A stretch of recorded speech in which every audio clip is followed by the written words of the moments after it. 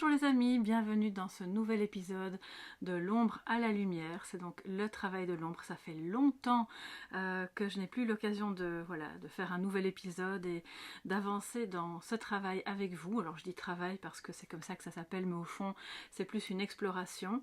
Alors il y a déjà pas mal de cartes et d'arcanes qui ont été abordées et qui nous ont permis d'entamer déjà bien ce voyage.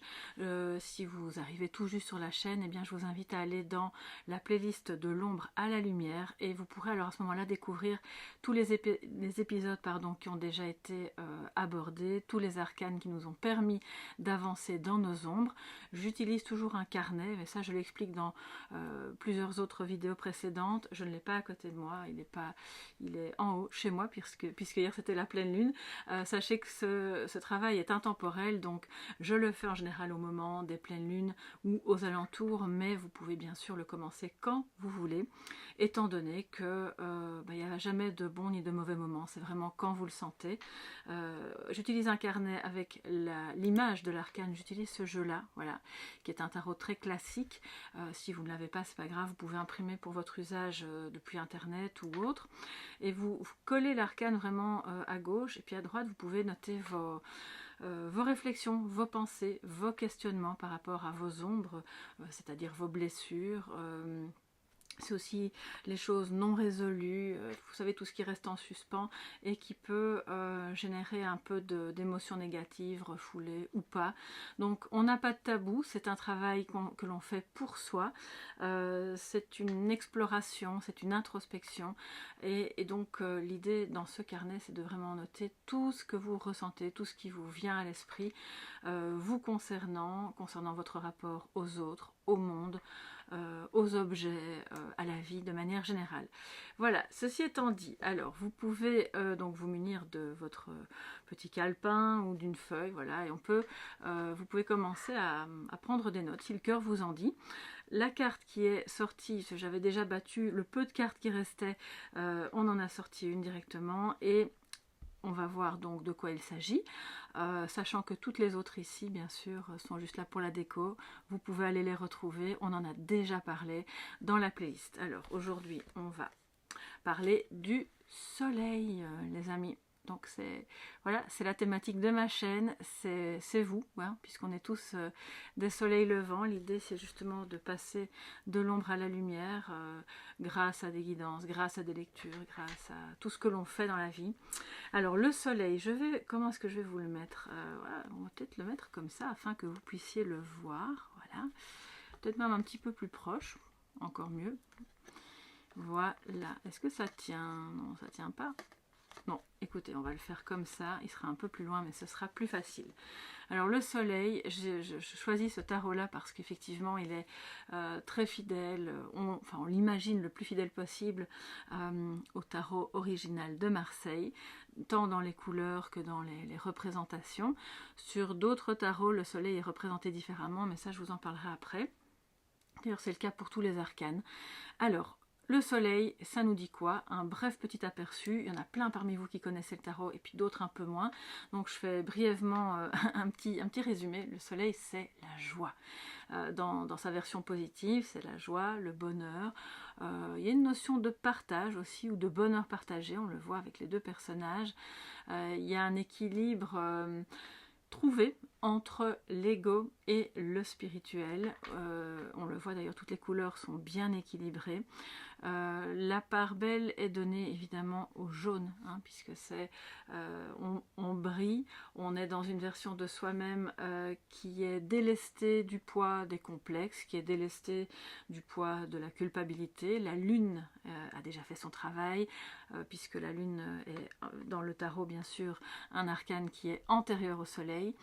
Et quelque part, le soleil, on le présente un peu comme l'astre opposé à la lune, mais pour moi, ils sont complémentaires, d'accord? Puisque avec la lune, on est dans les émotions, dans la féminité, dans quelque chose de plus caché, qui doit encore être révélé. Et avec le soleil, c'est à la lumière.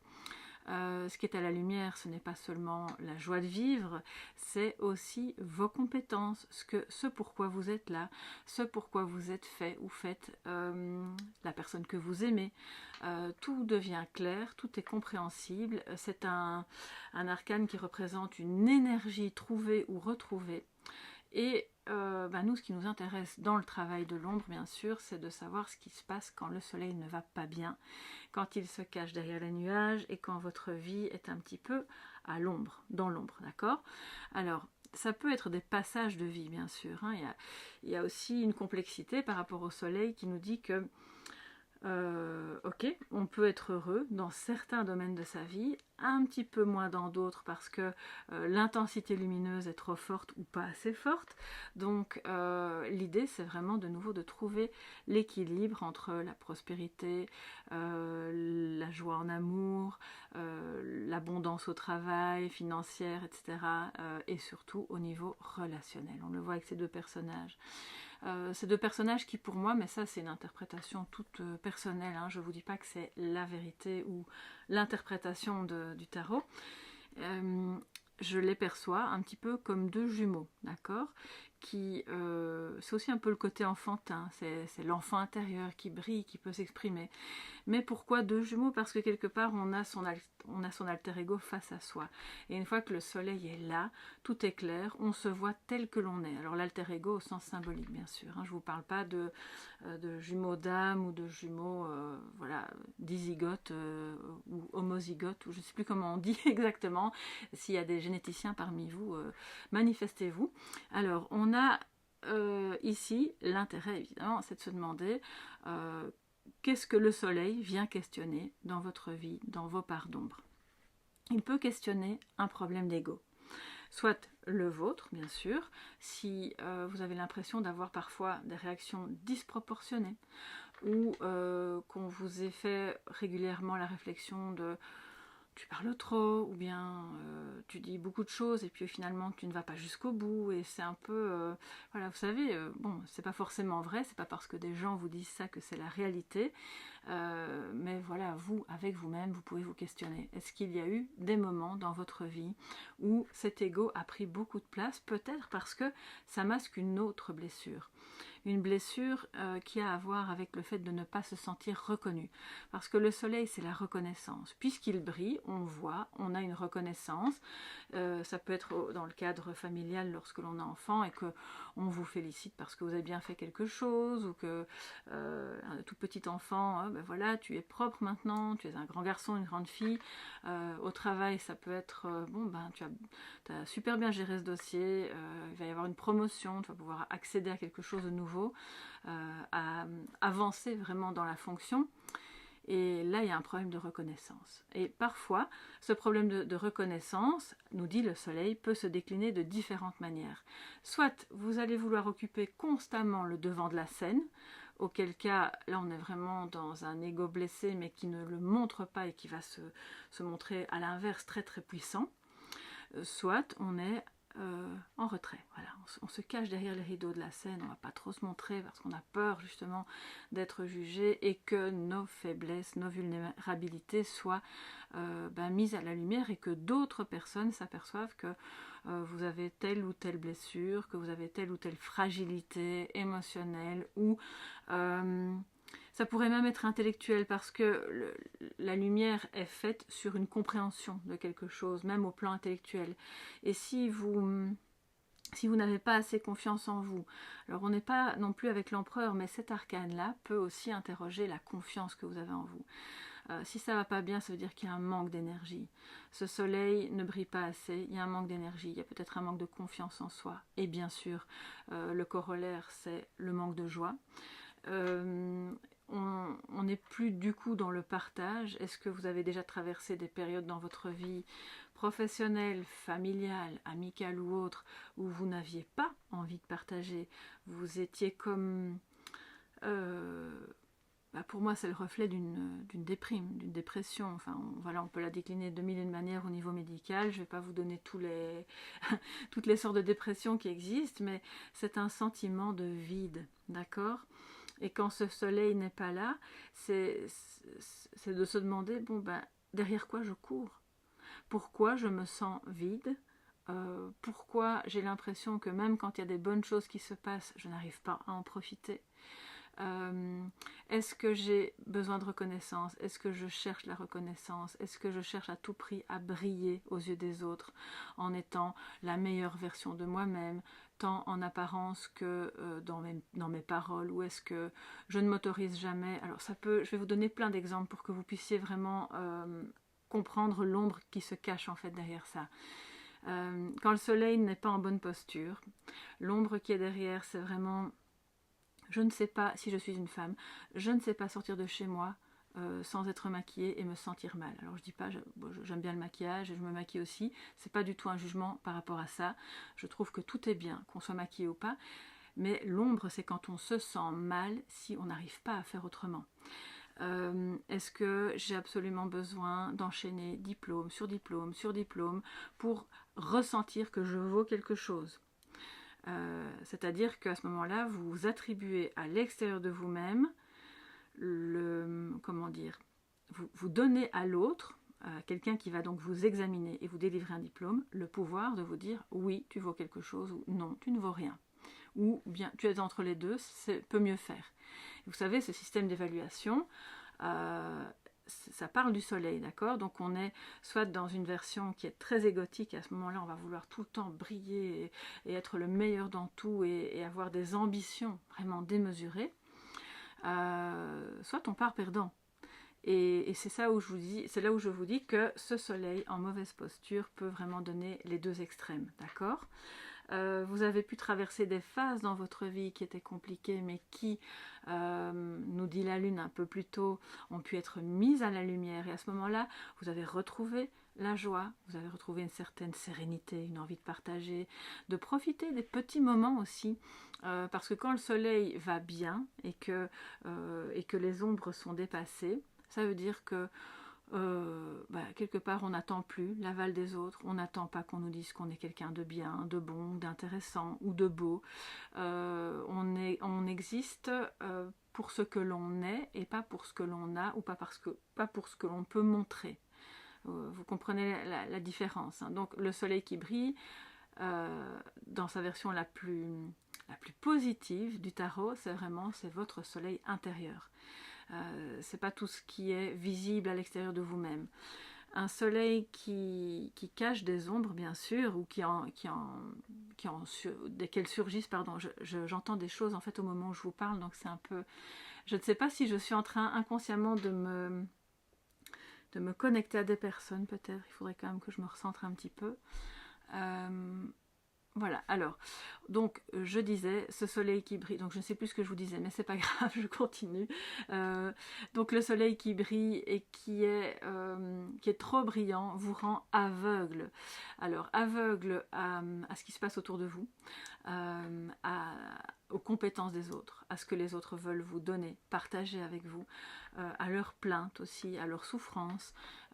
Ça veut dire que c'est tellement brillant et tellement brûlant que ça en devient presque froid. Vous comprenez? C'est quelque chose d'un peu glaçant parce que, alors c'est peut-être, je vous dis vous, mais vous avez pu subir les affres de quelqu'un qui a un ego comme ça surdimensionné, et à ce moment-là, ça peut vous évoquer bien sûr des blessures qui sont liées, si vous avez eu des parents comme ça, ou si vous avez eu un partenaire, ou une situation X ou Y au travail qui vous a mis ou mise face à quelqu'un qui prenait toute la place. Et vous n'existez plus à ce moment-là. Vous avez un sentiment de ne plus exister. Mais ça, c'est clairement une ombre. C'est-à-dire que si la vie vous met face à quelqu'un qui est dans une version extrême du soleil, ça devient glacial. C'est complètement froid. Alors vous, en face, vous vous refermez comme une huître parce que vous ne parvenez pas à vous connecter à cette lumière qui en devient complètement aveuglante. Et qui n'est donc pas intéressante, puisque à partir du moment où le soleil brille de manière suffisante, pas trop peu, non seulement elle éclaire le chemin de celui qui brille, mais elle éclaire le chemin des autres aussi, qui vont se rallier à vous ou à cette personne, parce qu'il y a quelque chose, il y a un phénomène d'attraction, d'accord ? Alors, j'ai un livre ici, et je voulais vous en parler, je ne sais pas si dans d'autres épisodes du Travail de l'ombre, je vous en ai parlé, mais je vais vous le montrer. Bon, j'en ai plusieurs, mais celui-ci, je trouve, est super bien fait. Voilà, il est petit. Enfin, il y a beaucoup, c'est que les arcanes majeures, il y a beaucoup d'idées de tirage qui vont avec chaque arcane. Et on va prendre la carte du soleil parce que à l'époque j'avais lu un passage que je trouvais qui révélait vraiment bien. Si je me souviens bien, attendez, on va regarder le soleil, donc c'est la 19. Où es-tu soleil? Jugement, ok, on y est. Voilà, alors ça se présente comme ça. Vous avez donc voilà l'arcane, l'explication, et puis vous avez des mots-clés. Donc ça c'est toujours intéressant, surtout si vous êtes en phase d'apprentissage. Et moi, ce qui m'intéresse ici, de partager avec vous, c'est le petit mot qui est au-dessus. C'est comme, voilà, une citation. Hein. Alors, j'éprouve un immense bonheur d'avoir triomphé de mes épreuves, mais je ne dois pas me laisser aveugler par l'orgueil, car tel un papillon attiré par la lumière, je pourrais m'y brûler les ailes. Voilà ce que nous dit le mot qui est relié à la carte du soleil dans ce livre. Et ça m'avait marqué parce que c'est tellement vrai, et c'est pour ça que le soleil, aussi brillant soit-il, peut évidemment laisser des parts d'ombre immenses, parce que si vous cherchez trop à plaire, trop à briller, c'est de se questionner sur qu'est-ce que ça cache. Est-ce que vous vous sentez mal, inintéressant? Est-ce que vous vous sentez complexé physiquement? Est-ce que vous avez une soif insatiable, ou je ne sais pas comment on peut dire, d'approbation, d'accord?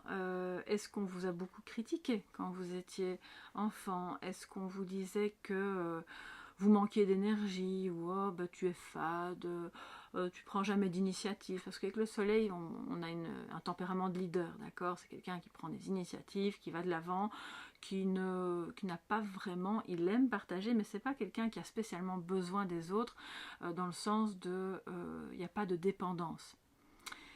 À l'inverse, en ombre, peut-être qu'on a une forme de dépendance. Et qui quelque part est un peu vicieuse parce qu'on ne s'en rend pas compte, évidemment. Vous pouvez très bien mener votre barque toute seule ou tout seul, et ben, moi je vis seule, je paye mes factures tout seul, et je ne vois pas pourquoi on me dit que mais c'est une dépendance affective à ce moment-là, hein, d'accord, qui fait que vous pouvez à ce moment-là avoir de la tristesse. Le soleil, quand il ne brille pas, on n'est donc pas dans la joie, on est dans la tristesse. Une tristesse qui est ou non reconnue, de nouveau, donc ça c'est important, si vous prenez des notes dans votre carnet, de peut-être identifier qu'est-ce qui vous rend triste. Est-ce que vous êtes capable de le voir, de le ressentir, ou bien c'est un peu une tristesse diffuse qui date d'il y a longtemps et vous ne savez même plus pourquoi, comment c'est venu.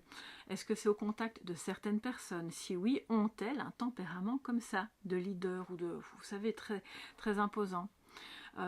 Est-ce que de par leur confiance en elles et leur joie, ou c'est un tempérament extraverti, hein, le soleil, est-ce que de par ce tempérament-là, est-ce qu'elles vous font vous sentir plus petit? Vous avez l'impression d'être dans leur ombre, c'est possible aussi.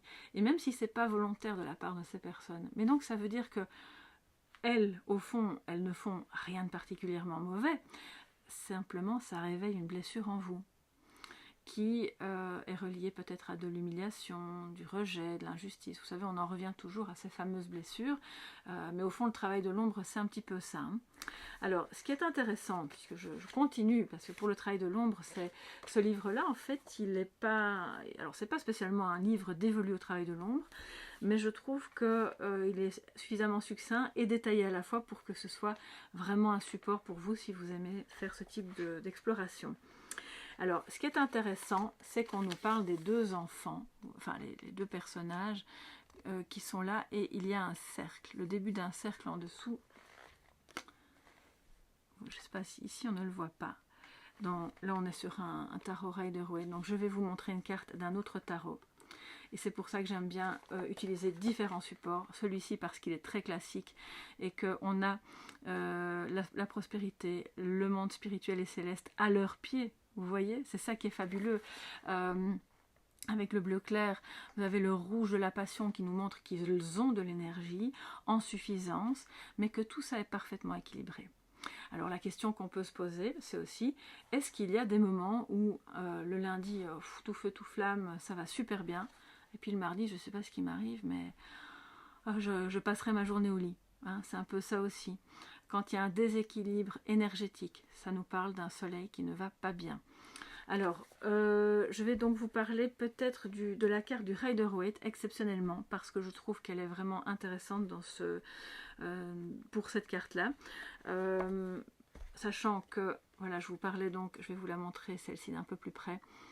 On parle d'ego quand c'est trop fort, on parle donc tout ce qui est relié à l'ego, la vanité, l'intolérance, le fait de vouloir avoir toujours raison. Peut-être que si vous avez vécu avec quelqu'un qui avait un caractère comme ça a pu évidemment vous marquer et vous faire, soit vous rendre plus irritable. Alors un rien vous agace parce que dès que vous êtes face à des personnes qui en remontrent un petit peu trop, vous démarrez au quart de tour, comme on dit, soit au contraire, vous vous taisez et à ce moment-là, on n'est plus dans l'échange. Or ici, il y a un échange parfait entre ces deux êtres. Alors, je vais prendre un autre tarot. Ici, j'ai un Rider-Waite. Oups, voilà. Le classique, si vous l'avez, ou en fait n'importe quel Rider-Waite fera l'affaire, du moment que c'est pas un dérivé, parce que je ne peux vous montrer la carte que comme ça. Alors, on va essayer de trouver le soleil. Bon, ben, vous voyez, je le fais un petit peu... bon, j'improvise, hein, voilà. Je crois que vous vous en êtes rendu compte. Alors, le soleil... Enfin, j'improvise, je sais quand même de quoi je parle, hein, mais je n'écris pas, je ne prépare pas, il n'y a pas de script. Et je voudrais vous montrer voilà, le soleil. Ok, on y est. Donc c'est très différent. Mais sur cette carte-ci, alors on va faire comme ça, hop, voilà, ça, vous pouvez la voir. Sur cette carte-ci du Rider-Waite, vous avez une notion d'énergie, vraiment beaucoup plus forte qui est retrouvée parce qu'il est sur un cheval, parce qu'il brandit son drapeau, on a réussi, on a triomphé de nos blessures. Alors lui, on a moins cette notion de partage, mais on a quand même des tournesols, donc on se tourne vers la lumière, d'accord? Il y a quelque chose qui refleurit en vous, et si ça ne va pas bien, ben, vous êtes un peu dans un état où finalement le tournesol il va regarder par terre, il est occupé à faner, vous n'avez aucune envie de brandir un drapeau et vous ne vous sentez pas fier de vous. Ça peut être aussi sur un fond de culpabilité. Donc demandez-vous, si le soleil ne brille pas, est-ce que vous vous sentez coupable pour un oui ou pour un non, parce que vous avez fait ou pas fait quelque chose, vous vous dites « Oh, j'aurais dû, et il m'a dit ceci, j'aurais dû répondre cela, et finalement je me suis... » Vous voyez un peu la trame mentale qui peut se dérouler. Alors je vous dis que dans ce tarot-là on l'aura, mais en fait c'est pas encore le bon non plus. Mais ce qui m'intéresse ici, c'est la notion d'énergie, d'accord, qui est retrouvée. Alors ce que je vais faire, je vais reprendre le livre et comme ça je pourrais vous montrer, il y a un cercle magique pour les sorciers et sorcières parmi vous. Bon, je rigole, hein, mais c'est... Regardez un petit peu, à moins que je l'ai ici. Non, en fait ça n'apparaît pas vraiment sur celle-ci. Je crois que je devrais prendre encore un autre Marseille, plutôt qu'un Rider-Waite, mais ici. Alors, le cercle magique est au pied du deuxième personnage. Il commence là. Vous voyez? Alors, ce cercle magique, on peut l'imaginer comme ça, est un cercle de protection qui commence autour de la personne. Donc, ça veut dire que l'amour, la joie, le partage, tout ça est retrouvé. Et pour que ça ne s'en aille pas, ou en tout cas pour que ce soit vraiment bien protégé, il va dessiner comme un cercle magique autour de lui ou d'elle. Alors, je vais vous lire le petit passage qui est rattaché parce que c'est intéressant. Le cercle de lumière du soleil. Alors je me rappelle particulièrement de cette carte puisque évidemment déjà je suis Lion en plus, donc fatalement c'est mon astre et en plus c'est le nom de la chaîne, donc vous comprenez que je me rappelle bien.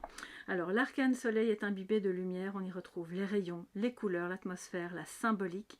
Mais voyez-vous ce petit trait dessiné en bas de la carte sur le pied de l'enfant?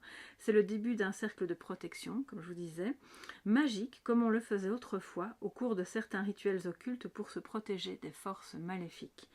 Commencer un travail spirituel, par exemple en se tirant les cartes, peut se préparer en invoquant nos anges gardiens, nos guides ou nos frères de lumière. Pour cela, découvrez comment ouvrir un vortex d'énergie et de protection. Donc voilà, bon, ça c'est un petit truc comme ça que vous pouvez,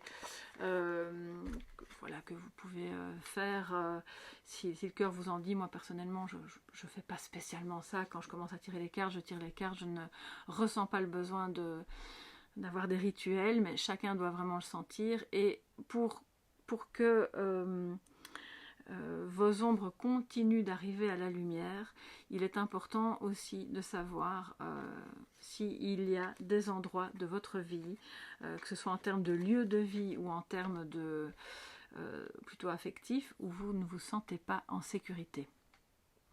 Parce que si vous ne vous sentez pas en sécurité, vous pouvez nourrir soit des illusions excessives dans d'autres domaines. Ça aussi, le soleil nous dit que quand il ne brille pas, c'est comme s'il rejoignait la lune, et alors là on arrive dans des illusions.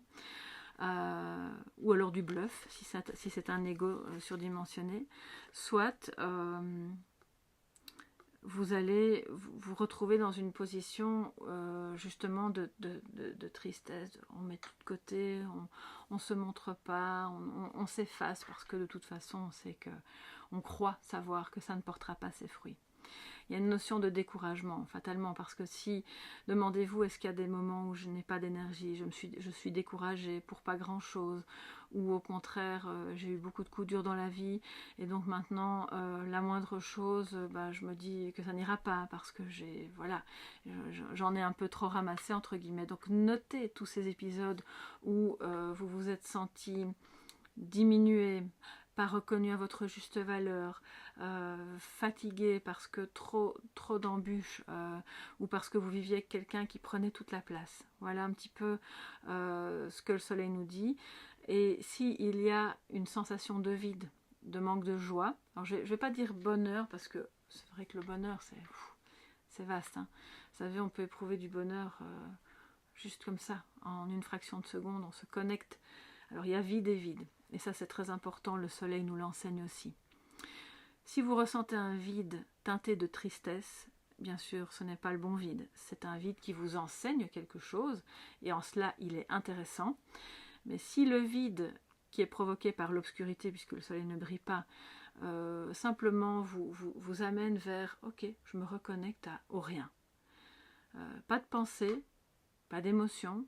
Ça peut ne pas durer longtemps, et puis à force de s'entraîner, on parvient à rester un certain temps dans ce vide.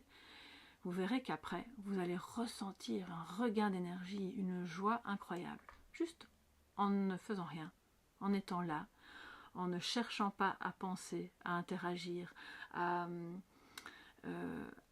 briller par l'analyse que vous faites des choses. Et ça, vous pouvez le faire pour vous-même, vraiment dans des petits instants. C'est même pas de la méditation en soi, c'est juste une reconnexion. Ça peut se faire chez vous, dans votre chambre, dans le salon, si vous êtes résistant au bruit, dans les transports en commun. Voilà, il n'y a pas d'endroit idéal. Maintenant, si vous êtes au pied d'un arbre, bien sûr, probablement que ce sera plus facile. Alors, ce que je vais faire maintenant, je vais remettre la carte dans le jeu. Le jeu en entier, donc ça c'est les cartes que nous n'avons pas encore faites, et je vais reprendre les autres. On va battre le jeu, et on va voir ce que nous dit. Je vais faire un tirage donc maintenant, pour voir ce que nous dit le soleil dans votre vie, en fonction de l'arcane qui arrivera juste avant, et de celui qui arrivera juste après, pour voir un petit peu de quoi nous parle ce soleil. Où en êtes-vous par rapport à l'énergie, à la joie, à la réussite, au triomphe sur vos blessures? Où en êtes-vous? Que nous dit le soleil pour vous tous, là, qui regardez cet épisode? Alors, je vais couper le jeu et puis on regarde où se trouve le soleil. Alors, l'ermite, le diable, le soleil est là. Ok, alors, juste avant, on a la tempérance, le soleil et puis l'empereur. Ok, donc il y a quelque chose relié au...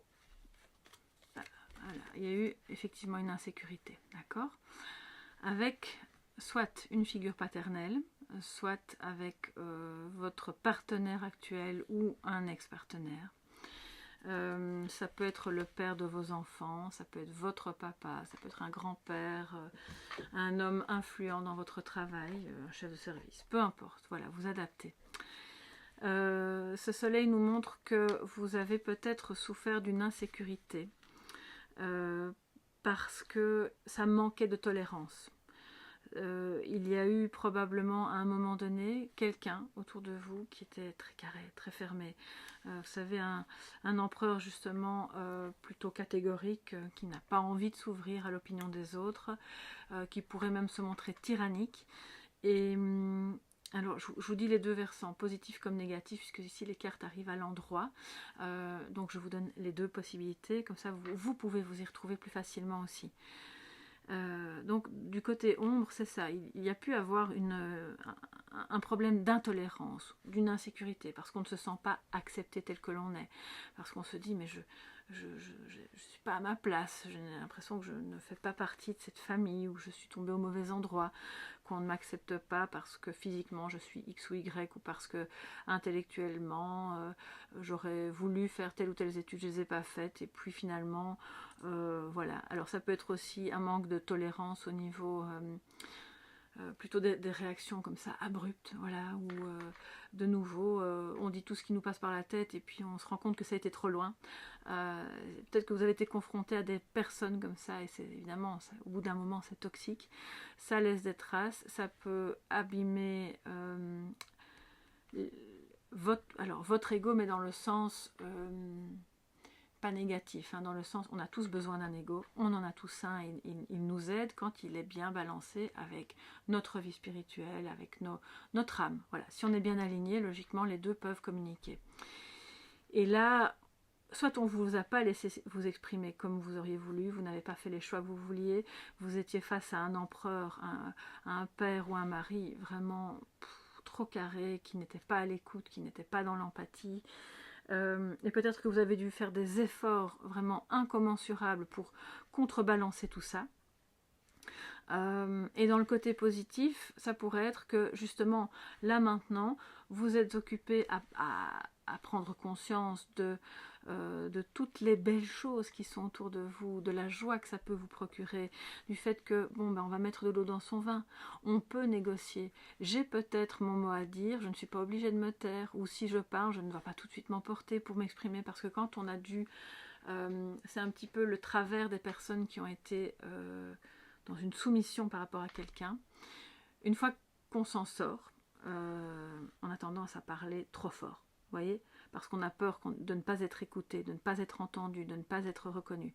Et là maintenant, petit à petit, vous retrouvez confiance. Et si ce n'est pas encore le cas, on voit que vous évoluez vers cette confiance.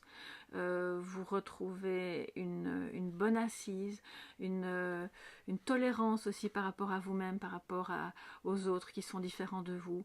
Peut-être que vous apprenez, parce que la négociation, le compromis avec l'empereur qui regarde comme ça, on se dit, bon, ben, peut-être que tout doucement vous pardonnez. Alors, tout dépend évidemment de ce que vous avez vécu, mais ce soleil nous dit que voilà, les choses s'ouvrent, la souffrance qui a été liée à l'insécurité et l'intolérance sont occupées à se dissiper, et vous êtes, en faisant bien sûr ce travail de l'ombre, occupé à encore plus nettoyer et à faire ce qu'il faut de manière sûre pour pouvoir évoluer vers la joie, vers le partage, vers la gaieté,